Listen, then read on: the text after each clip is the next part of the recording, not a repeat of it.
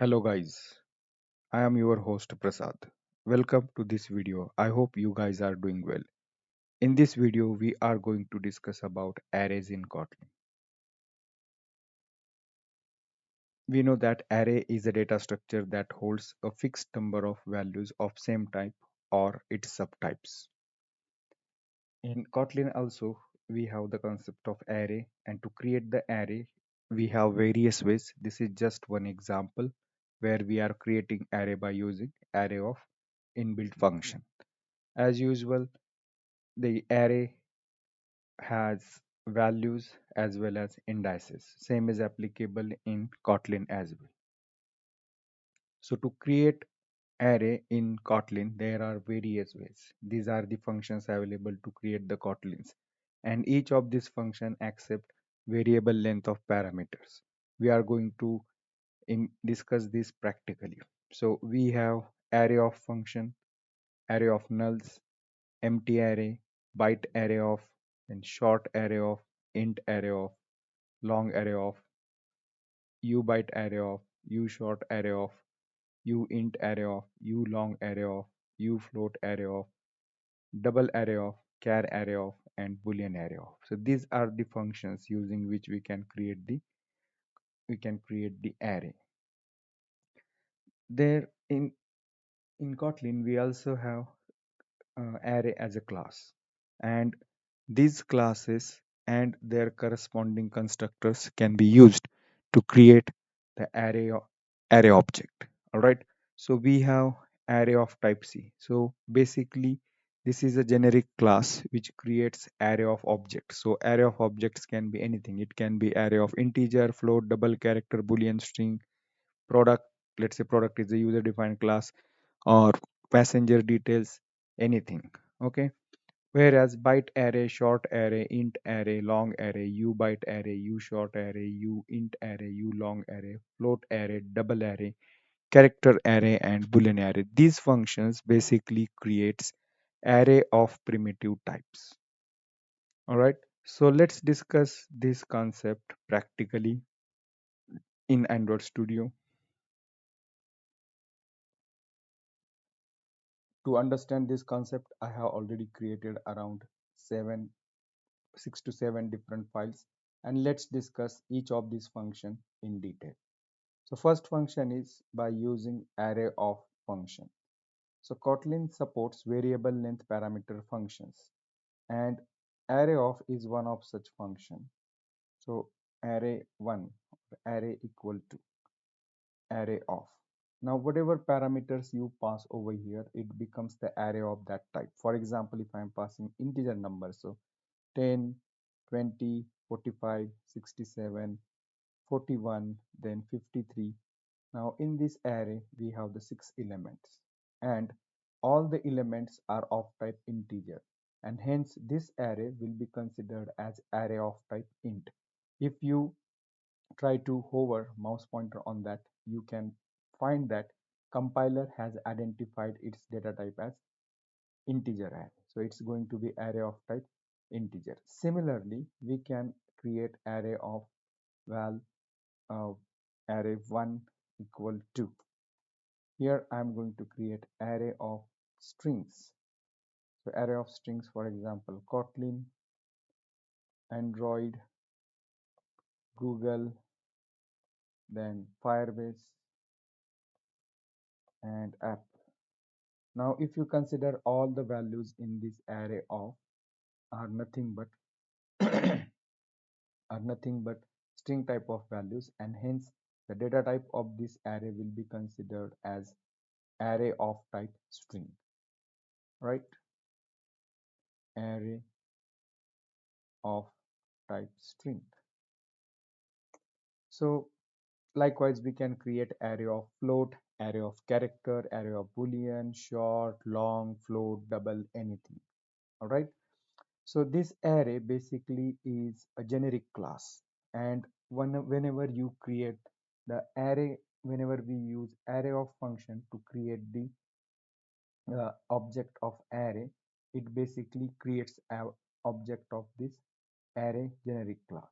All right, and it creates the array of objects. So this is nothing but array of objects. Each value is object over here. I can also create the array where there can be different types of values in it. All right. So let's say array of. Here I am going to pass, let's say product ID equal to 1231232, which is integer type of value. Product name, for example, it's going to be iPhone 16 Pro, and I'm going to add another element as price. Say let's say 1299.99. This is double type of value, and user rating, for example, 4.9f, float type of value.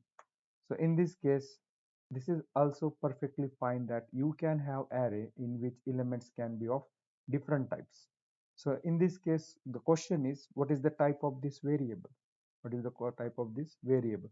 So this is array with uh, mixed values, mixed type of values.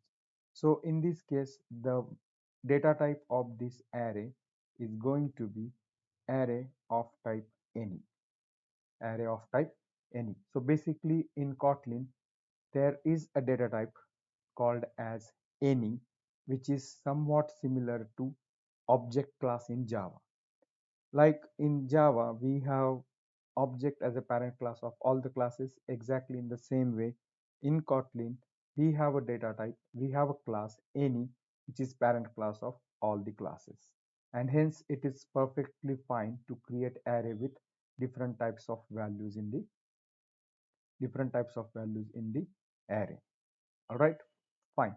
Now let's understand how can we access each element of array one by one. Okay, so here I am going to use first, we are going to discuss accessing array elements one by one.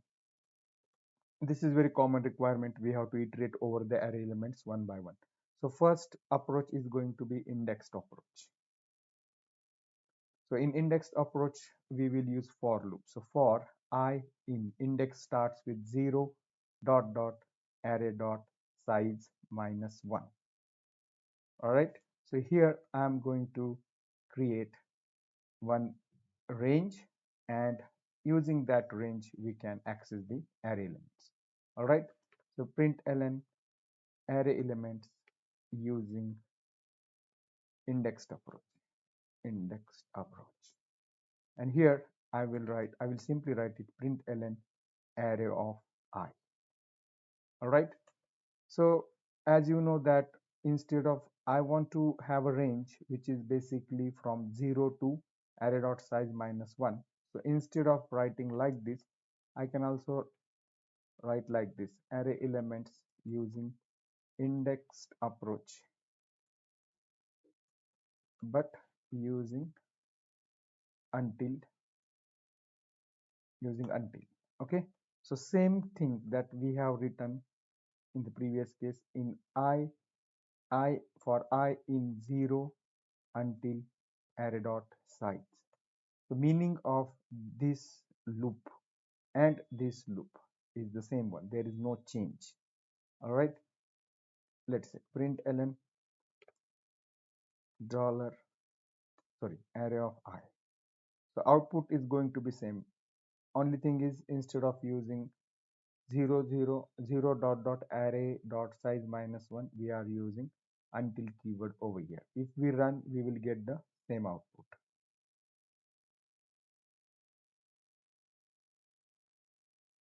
So first we were accessing using indexed approach, but 0 dot dot array dot size minus 1.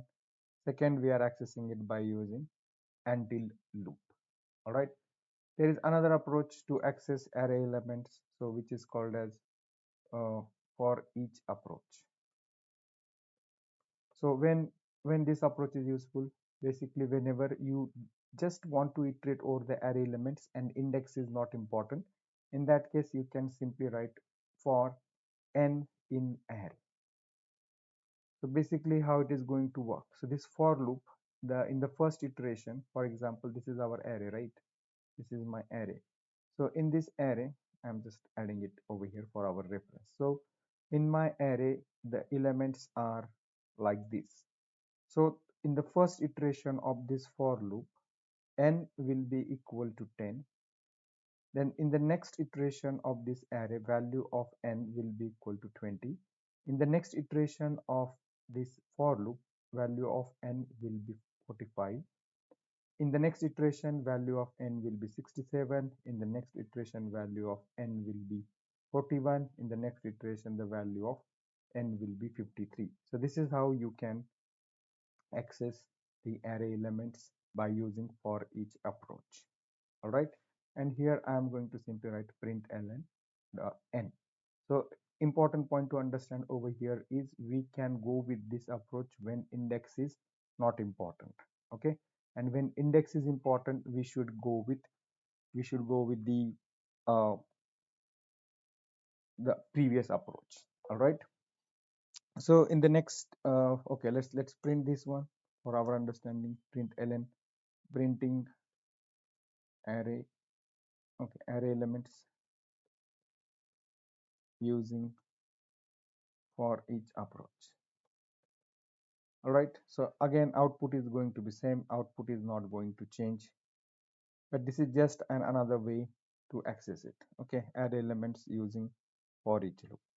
All right, there is one more way by which we can access array elements, which is nothing but for each higher order function. Okay, so this is for each, we can use for each higher order function. So what is higher order function and how we gonna use it, what is the meaning of that, we are going to discuss it in detail. So array dot for each. Okay, and to this for each we can have index as a parameter. So using this for each as well, we can access each element of the array. This cannot be, this is going to be array element itself. Okay, okay, array element, not index, sorry, my bad. So in this case, what is going to happen, so this, if this is my array, all right, so if this is my array, in that case this for each function will invoke this function. Basically whatever I highlighted at this moment, this is nothing but one function, one nameless function.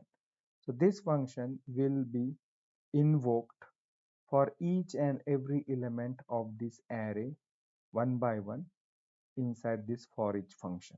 Okay, so this for each function is going to invoke this nameless function, anonymous function. Basically this is called as lambda expression. So this function, to this function it will invoke by passing 10 as a parameter. After that it will call that function by using 20 as a parameter. After that it will pass it by passing 45 as a parameter, so and so forth. At the end we are again going to have the same output. All right, element. So let me over here, let's println array elements using for each higher order function. All right, and let's run it.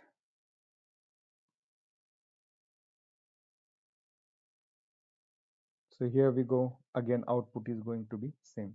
Now choice is yours, whatever, if you want to access it using indexed approach, you can go with indexed approach. If you want to go with non-index approach for each approach, then you can go with it. The point is if we need the index or not. For example, let's take the example where indexed approach will be useful. For example, I am going to search an element in my array. Search element is, for example, let's say 67. Okay, and I want to return the index at which search element is present. For that we have to use indexed approach. I will create one more variable, found equal to false initially, and since we need the index at which it is found. Okay, found at index, found at index, let's make it -1 instead of found and all those. And now here I will write for I in 0 until array dot size. And now I'm going to check if the search element equal to the array of I. All right, it means that it is present at the given index. So index is equal to I. And as soon as I came to know it is found, I will break this loop.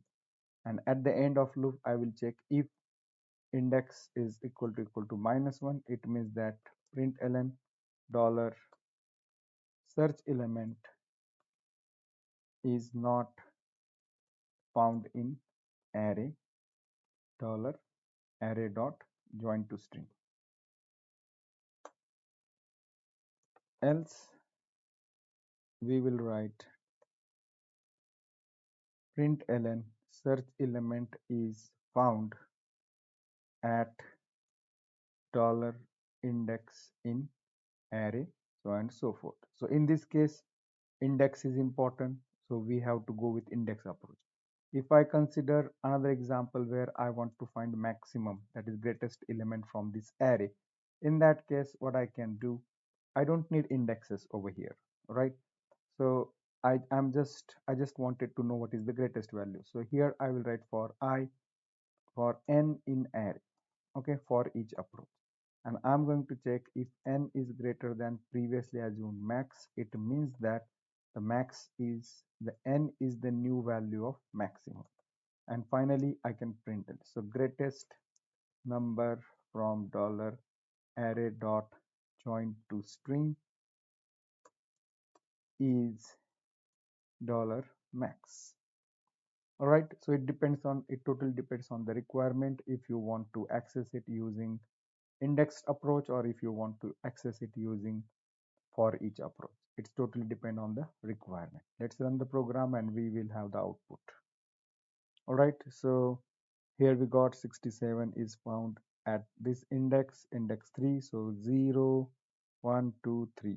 All right, and greatest number from these values is nothing but 67. So this is how we can create the array by using arrayOf constructor. We can access it by using indexed approach, by using for each approach, by using for each higher order function, and we can also access it as per our requirement, depends on the situation. All right, the next important point to discuss is how to create array in which elements can be null and non-null as well. For that I have created another example, array demo 2, and for that we have to use array of type nulls. Okay, so whenever in one of our video we have discussed that to create the variable of type nullable, we have to declare it with data type ending with question mark, like this, right? And now in our case, if we want to declare the array which is going to be of nulls as well, it means that not all null values, few values can be non-null, few values can be null. If I need such variable, if I need such array, we can use array of nulls. All right, so for that I will write val array equal to array of sorry array of nulls, and we have to specify its type, for example integer, and initial size. So I want initial size to be 5. And if you consider the data type of this variable, it is going to be array of type integer, array of type integer question mark. All right, because in one of our lecture we discussed that if I want to create a variable which can store both null and non-null values, then my data type should end with question mark. So same is applicable over here as well. Same is applicable over here as well. So we can create the data type with, the data type of created variable is going to be array of type int question mark. All right, so let's discuss. And now if we print this array for uh, data d in array, and if I write println, it's going to print null values for all the values.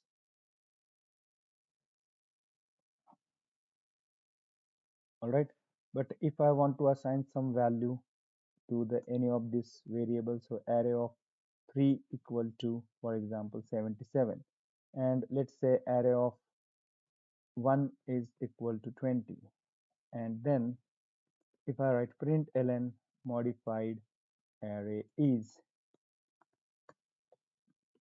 print again for each loop, so for d in array and println d.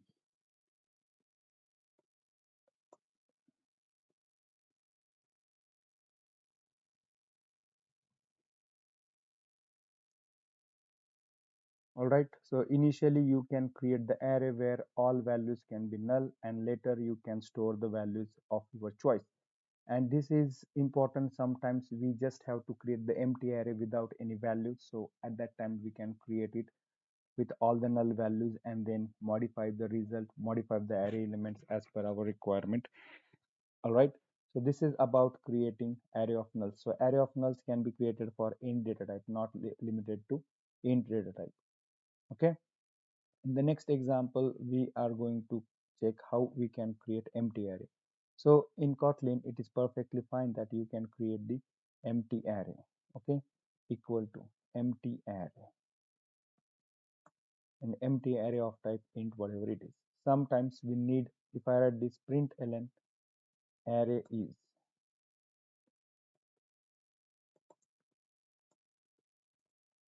so sometimes we may have a result which is empty array, but I then in that case I still want to return the array, but instead of returning null value, it is mandatory to return the non-null integer array, and in that case we should have a way to create the empty array. So here I will write d in array. You can see nothing will be printed because array is empty. All right, so here if I run this, you can find that array is empty, there is no element in the array. In such an array, can we add some elements? Let's try. So array of 0 equal to 22, array of 1 equal to 29, and if I try to print it, what's going to happen? So I'm going to run this once again. So there is a error, exception in main thread, array index out of bounds exception. Index 0 is out of bounds because of array length of array is 0.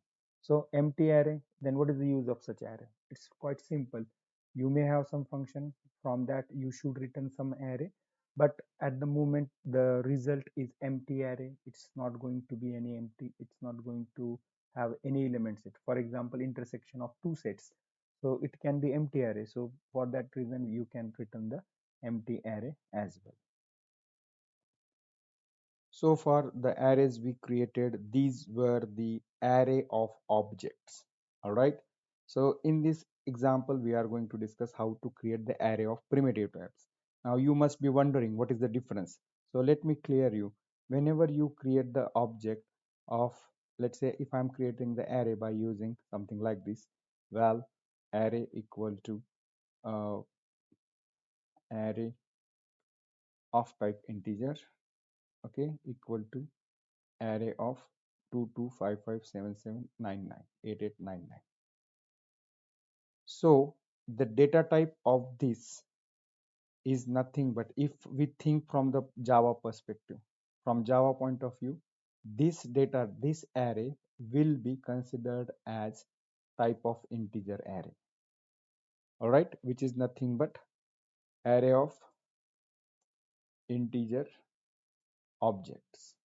All right, and now the array that I'm going to create, for example, if I create another array b array of, instead of using this one, I'm going to use it as let's say int array of, okay, oh sorry, just int array.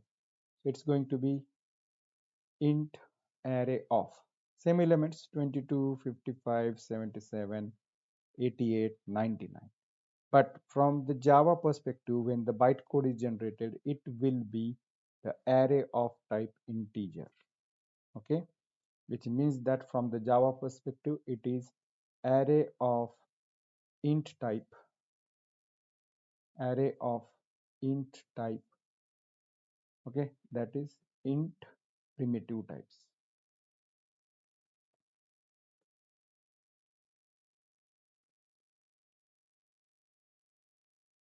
So that's the difference basically. Okay. And we know that object and primitive types, what are the differences, how the memory is allocated, so and so forth. So this is just an example, nothing very important one, but you should know there are two ways you can create the array of type objects and array of type primitive types as well. And for primitive types, we have byte, short, int, long, float, double, char, and boolean. I'm going to create just all of them. Okay, let's create all of them. So val a equal to, so data type of this one is going to be byte array equal to byte array of 1 2 3 1 2 4 6. Okay, so print ln byte array equal to dollar a dot join to string. Similarly, I'm going to copy this code to create other arrays as well. Okay, control C, control V. So let's create byte array. Let's create the short array as well. So short array, no need to specify the data type. It is perfectly fine. And here I will write short array of, and let's print it. So short array equal to b dot join to string. Similarly, we can create two other data types. So a, b, let's create the array C. It's going to be int array, and in int array of, sorry, function that we are going to use is int array of. So int array equal to c dot join to string. Similarly, a b c d d, I'm going to create the long array. Long array will be, we will use the function long array of, all the values will be considered as long values, 10 20 45 61. Here int array will be something like this, 51 82 14 36, just creating different elements to avoid confusion. All right, and we can also create the float array of. So here I am going to write a b c d e. So this is going to be a float array. So I will write float array. So float array of, let's say 177 point f point f f f 67.11 f. We can also create the double array as well. So this is going to be float array, which is e dot print stack trace, sorry, e dot join to string, a b c d e f short array. Finally, we will have double array as well. So double array equal to double array of. So double array of, let's say 11.11, then 22.22, then 33.33, 67.89. All right, and let's print this as well. So double array equal to d dot join to string. Okay, similarly I can create boolean arrays as well, a b c d e f g f g equal to boolean array equal to boolean array of true false false true true. And let's write print ln boolean array equal to dollar b dot, sorry, g dot join to string. And last we have val character array. So we will write char array equal to char array of, create the characters of your choice, a e I o u, that is ovals. And I'm going to write print ln character array ovals equal to dollar h dot join to string. And let's run this one. So we could have created by using array of type byte, short, int, long, float, double, so and so forth. But we also have this provision provided by Kotlin. So it can be little tricky sometimes to understand what we are using. So just to be clear with that, you should know this concept very well. All right. So similarly, primitive data types, we have byteArrayOf, we have shortArrayOf, intArrayOf, longArrayOf, so and so forth. Similarly, we have same concept but for unsigned integer values as well. All right. So I'm going to create the array which is of type ubyteArray. And now we know that unsigned variables are nothing but which can store values greater than equal to 0. All right. And here for that I have to write ubyteArray of 34, 25, 67, and we know that we have to add u at the end of this literal to indicate this is unsigned variables. All right. And println. So u byte array equal to $a dot join to string. Now for how you gonna use it in your day-to-day programming, it's your choice. It is decided by scenario. Okay, so based on that you can choose your array type. So ushortArray, the function that we will use to create the ushortArray is nothing but ushortArray. Let's add the values. Let's add the values to it like this, and I'm going to print it b dot join to string. So this is my ushortArray. All right.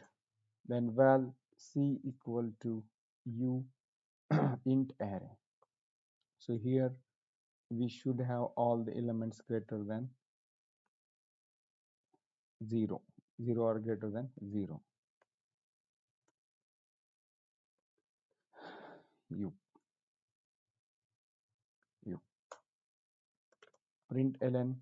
So uint array equal to dollar c dot join to string.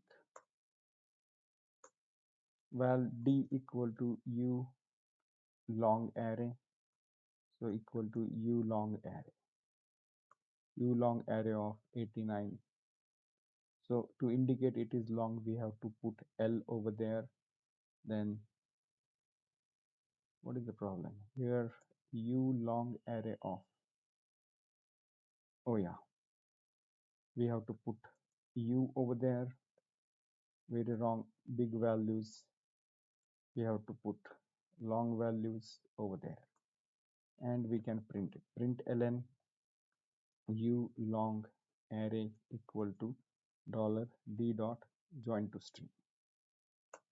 Okay, fine. So this is how we can create the primitive arrays, array of primitive types where for unsigned variables as well. All right. You cannot store value which is less than 0 in this one. Let's say if I'm trying to place minus over here, so it's an error, right? It's going to show you error message. All right, fine. So far in this all these examples, we created arrays with some static values in it. Okay, with some static values in it. In the next example, we will discuss how we can create array dynamically. What does it mean by dynamically? Instead of providing values as a parameter to this function, we will ask user to enter the values, and then we will accept those values from user and we will store it into the array instead of directly specifying values, something like this. So far we created it using this way. We have provided all the values which are comma separated to this function. So in this example, we are going to discuss about how we can accept dynamic input, how we can create array dynamically. For that, first of all, I will ask user enter size of array. Now again, we have both variations. Either we can create array of objects or we can create the array of primitive types if possible. All right. So I will ask the size of array. So n is equal to readline dot to integer. This is we have discussed. Similarly, I will create the array with uh, first I will allocate the memory, and then we will enter the values, accept the values from user and enter it into the array. And basically there are, I mean, two ways, actually not two ways, it seems like two ways, but both are same. Okay, but there is a one small difference. So here I'm going to create the array is equal to array. Now over here, instead of using these functions, we are going to use class constructors. All right, so here it will be array of type integers, and I have to provide initial size. And the most important parameter apart from initial size, we have to specify initial value for each of these element. Okay, and for that we have to pass this function as a parameter to this constructor. So outside I can write it like this as well. Okay, and here initial value of the each value, each array element is 0. Okay, I can write it like this as well. Okay, but this is basically lambda function. In Kotlin there is a convention that if lambda function is the last parameter to a function, it can be pulled outside of all the parameter list, and hence we can write it like this. Okay, fine. So initial value of each element is going to be 0, and now I will ask user to enter n values. So here I will ask enter $n values, and those values will be stored into the array.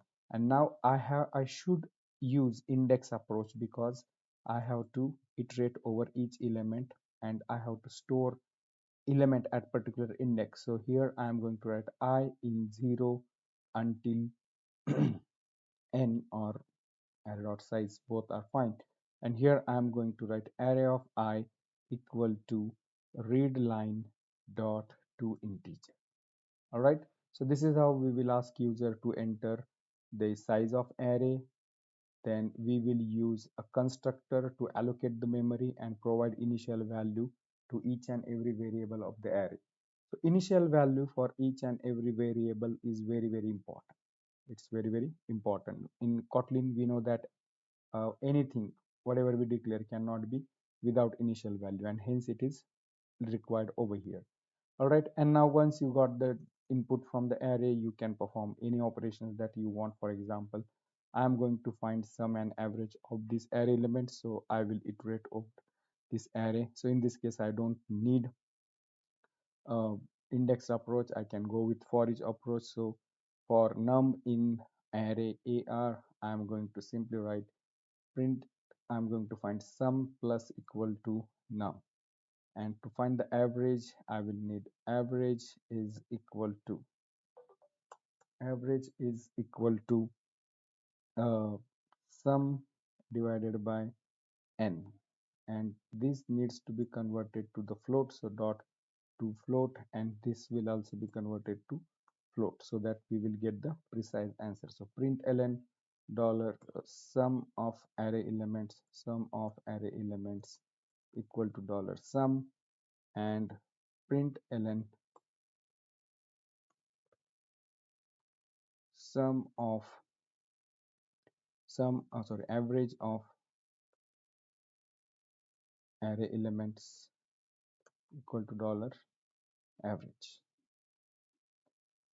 All right, so this is how we can accept the elements. We can create the array dynamically at runtime. All our previous examples were based on the creating static arrays. In this example we discussed how we can create the dynamic array. All right, sorry, I think we run the wrong program. Yeah, let's run this one. Enter the size of array. Let's say I'm going to provide 5. Enter 5 elements, so 34, 68, 12, 90 and 55. So we get sum of array elements equal to 269, and average of array elements is 53.8. All right, and now this is the first way where we can create the array dynamically by using the array class. All right, this is going to be array of objects. So we can make a small change in this program and we will have another way. All right, so instead of accessing this initial value from user in a separate loop, what I can do is, while initializing this array itself, I can do something like this. So I don't need the for loop. And here I am going to pass index as a parameter, and then I will write array of index. Oh, sorry, we don't even need index. Simply I will write readline dot to integer.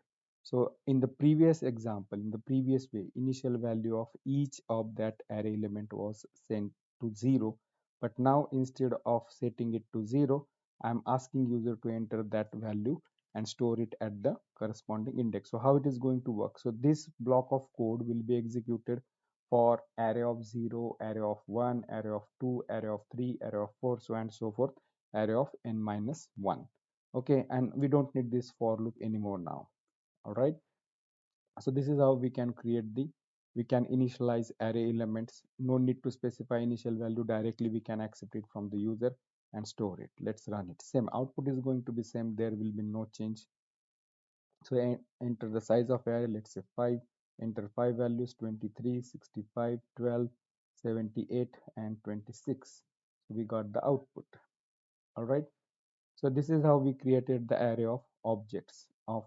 And now if I want to create the array of primitive types, if I want to create the array of primitive types, so let's see how we can do it. So dynamic array of primitive types, dynamic array of primitive types, primitive types. So for example, again the same thing, val.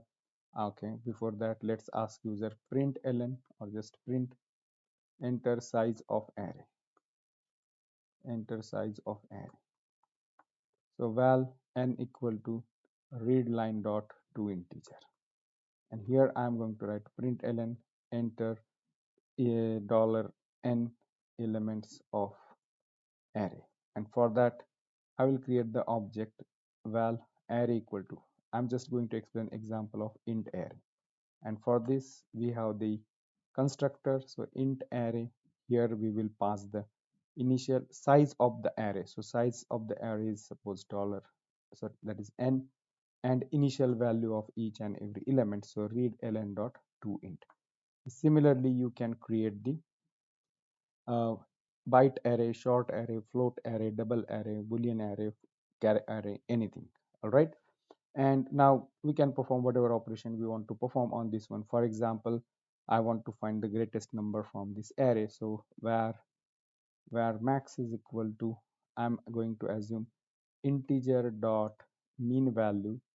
All right, so integer dot minimum value is my greatest value, and I will iterate over this array element. So num in array, that is number in array. I will check if previously assumed max is, or current number is greater than previously assumed max number or not, and if it is, I'm going to set max is equal to number. And finally I'm going to print ln, so greatest number from the array is $max. All right, similarly you can create the array by using float array, double array, then byte array, short array, long array, boolean array, char array. All are possible, it's up to you what is your requirement. So let's run this one. So enter the size of array, let's say 7. So enter 7 elements: 78, 95, 63, 12, 102, then 47 and 88. So you can see greatest number is 102. So this is how we can create the dynamic array of type primitive types. Okay, the previous array that we created, it was array of type, it was array of type objects. This is array of type primitive data types. Similarly we can create the create it for other primitive types as well. Okay, in the next example we are going to discuss about how to create two-dimensional array. All right, so this was example of, all these examples were creating one-dimensional array. We can also create two-dimensional array, 2D array. I hope I believe you know very well what is the meaning of 2D array. For that, let's take the example of, for example, enter matrix and find its find its transpose matrix. Okay, transpose matrix. So things are going to be very simple. We know that array is nothing but print ln, or let's say print enter, and in this case I would like to use scanner. Okay, so I will use scanner. So sin equal to, or scanner equal to scanner scanner, and here I am going to system dot in. Okay, I will ask user enter dimension of matrix,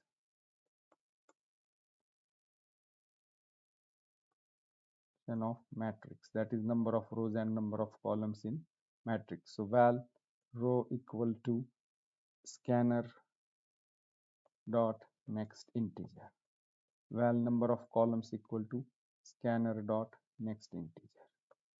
All right, and now I want to create the array of array, and then array of array can be created by using, it can be created statically or it can be created dynamically. If you want to create it statically, for example, val matrix is equal to array of, and two-dimensional array is nothing but array of array. So within that array I can create another array. So first row is this one, and second row is nothing but this one, and the third row is going to be like this. So this is basically going to be two-dimensional array as well, but this we are creating statically. Now I want to create the dynamically. So for this, what I will do, I will create the matrix is equal to, it's going to be array, and in this array each element is going to be the array of type array. So array of type integer. All right, so what is the size of this number of rows? Number of rows nothing but this one, rows. And what is the size of number of, for each row, what we have, for each row we have one column, and column is nothing, sorry, for each row the value is nothing but, again, it's going to be array of type column, of type integer, where initial value will be column, and then the initial value of each that matrix element is going to be 0. So this is one row. Okay, and for that row how many columns are there? Column number of columns are there, and initial value is 0. Okay, so instead of 0 I can ask user print ln enter elements of matrix dollar row by dollar column. All right, and here instead of making it 0, here I can write scanner dot next integer. All right, and now I can find the transpose of matrix. So transpose of matrix, transpose of matrix is going to be, again, transpose of matrix is again going to be two-dimensional array. Okay, so it is going to be array of type integer. First, number of columns will become number of rows, and number of rows becomes number of columns. So here it is array of type integer, it is row, and initial value, I'm not going to specify any initial value for a time being. Here I will simply write 0 initially. It can be done, but just to avoid your confusion, I'm not going to do it. It's very simple. What you can do is, here you can have row index, okay, and here you can have column index, so this way also it is possible. And now here I will write, like, this is the initial value is going to be matrix of column index and row index. Okay, that's possible, but this could be little complicated for you at this moment to understand why this row, where from where this row index and column index is coming. It may not be uh, clearly understood to you. We will have a great detailed discussion about lambda function at that time. We will discuss. And now to find the transpose of a matrix, we have to iterate over all the array elements. So for I in 0 until row, and then for j in 0 until column, and we are going to write transpose of ji. Okay, because in a transpose of a matrix, ijth element becomes j jith element in the resultant matrix. So here I will write mat of ij. And finally, I'm going to print transpose matrix. So print ln transpose of matrix is. So for uh, I in that is 0 until column, because whatever rows becomes columns for whatever number of columns in original matrix becomes columns for transpose matrix, and whatever number of columns in transpose matrix becomes rows. Okay, columns become rows, rows becomes columns. So here I am going to write for j in 0 until rows, that is row, and I'm going to write print. So print dollar, sorry, not dollar, so print dollar transpose of I j followed by two spaces. Okay, if you want, you can also use string formatting as well if you want to print it in a better way. So here I will write string dot format. So I'm going to print percent for d followed by one space, and here I'm going to write mat transpose of I j. All right, and once we print the one particular row, I will go to the next empty line, that is print l. And let's run this program now. So we are going to run current program. So let's click here. So enter dimension of matrix, let's say 2 rows and 3 columns. So I'm going to enter the values of matrix of size 2 by 3, 5, 7, 8, then 9, 0, 2. And here we go, we got the transpose of matrix. All right, so this is how we can create the two-dimensional array. Similarly, we can also create this is the two-dimensional array which we created, and it is of array of objects. Exactly in the same way, we can create the two-dimensional array of primitive types as well, but it is better to use objects two-dimensional array. This was quite a little longer discussion about arrays, but yeah, there are lots of new things in Kotlin about arrays. I hope you understood the concept very well. Don't forget to like, comment, and subscribe. Thanks for watching. See you in the next video.